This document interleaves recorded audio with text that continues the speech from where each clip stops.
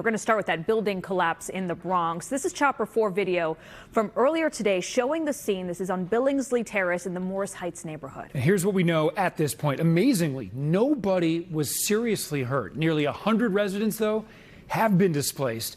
And a report from the Department of Buildings shows there were 7 open violations on that building related to the facade and scaffolding. And we just got exclusive video of the collapse as it happened. Look at this. You're watching a camera from an MTA bus, and you see a part of that building. It just falls right into the street there. And you watch it one more time from the BX40 bus in the Bronx yesterday afternoon. Really just astounding that nobody was badly hurt from this. We have live team coverage covering all angles of the collapse. Let's start with News 4's Melissa Colorado at the scene with the latest. Melissa. And Adam, the Department of Buildings has its special forensic engineering team on the ground. At one point earlier today, we saw an engineer wearing a hard hat enter that 6th floor apartment you see right behind me, the one where the floor is essentially dangling. DOB says the team is in place to prepare for emergency demolition of the building's collapsed corner. An inspector wearing a hard hat examines one of the corner rooms that collapsed into a 12-foot pile of debris in the Morris Heights section of the Bronx. It's miraculous that we did not lose lives, and thank God we didn't. With everyone accounted for, the city now shifting its focus to the structural integrity of the 7-story apartment building. What the f? Oh my God. And whether it needs to be demolished altogether. It's a scary thing, the infrastructure in the Bronx. No one really cares about the Bronx, you know, so it was bound to happen, you know. Residents of 1915 Billingsley Terrace ran out with the clothes on their backs and are waiting for any word on when they will be allowed inside to retrieve their belongings. Julio Almonte lives on the 4th floor. The building have a lot of complaints. For all the tenants give a lot of complaint because the super and the landlord don't fix the building, don't fix nothing. Narcisio Tejada lives on the 2nd floor and told us his living room had growing cracks on the walls. About a month ago, he says his mounted TV fell because the wall was in such poor shape.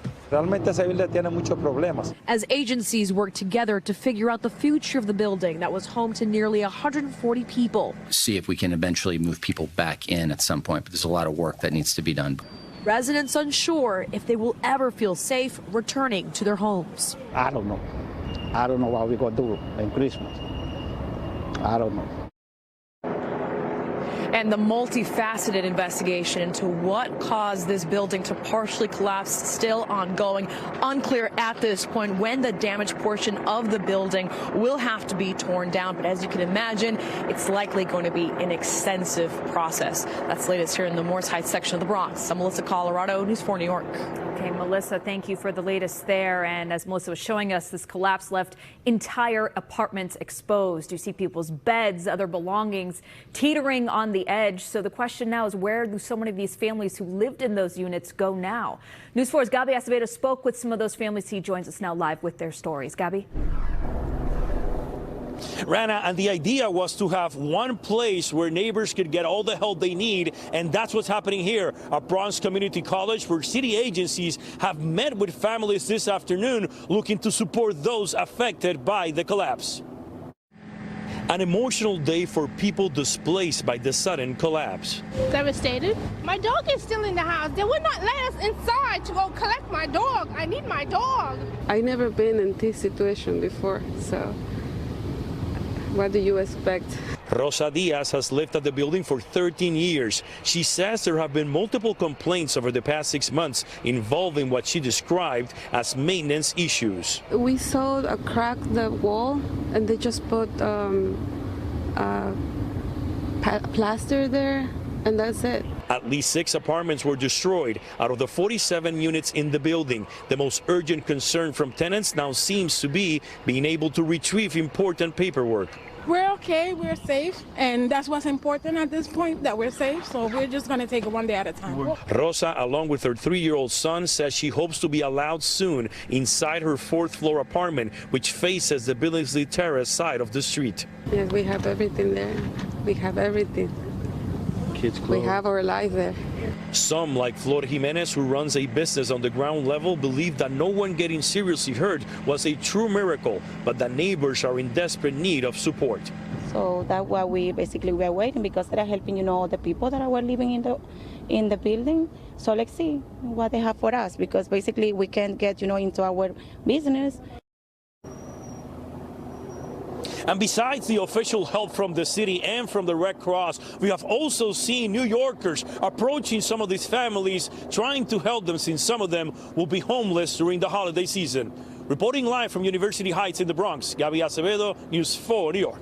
Gaby, thank you. Now, investigators have not determined what caused the collapse, but they do know this, that the structure has had lingering problems with the exterior walls for years. The I-Team's Chris Glorioso has been looking deeper into the building's inspection reports. He joins us now live from the newsroom with that part of the story for us. Chris? Well, Rana, Adams, city records show this building's own private engineer felt the condition of the masonry on this building was unsafe. Now, that unsafe designation does not mean the building was going to fall down, but it raised the question, what was going on beneath the bricks, and why didn't anyone seem to notice? When two corner walls of this 7-story building came crashing down, it was a shock to the neighborhood. We see the whole building just fell down. But owners of the building on Billingsley Terrace had known for years their facade walls were in serious need of repair. The I-Team combed through technical inspection reports filed by the building's engineer, and we found this. A report from that engineer citing numerous masonry defects, like cracks under windows, spalling mortar, and cracked masonry along joints on the roof. The engineer even found a faulty joint along the corner of the building that collapsed. The engineer deemed the building facade unsafe 2 years in a row. We're a city of millions of buildings and 500-something inspectors. At a news conference Tuesday, the Adams administration cautioned labeling the building's facade unsafe didn't mean the building was structurally unstable.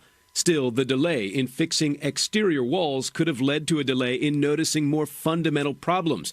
The building's owner, a company called 1915 Realty LLC, wrote this letter in 2020 asking to postpone repairs due to the COVID-19 pandemic. And then there was another request to delay in 2021, but the owner anticipated the project would be completed within 12 months.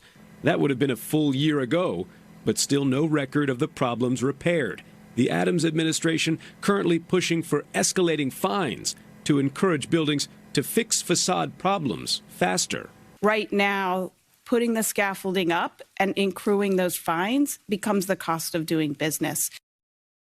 We reached out, but were unable to contact the building owner for comment today. The building's engineer also did not return our email or phone call. We should stress again, though, that engineer's report only applied to the exterior walls and made no conclusions about the overall building stability. Back to you.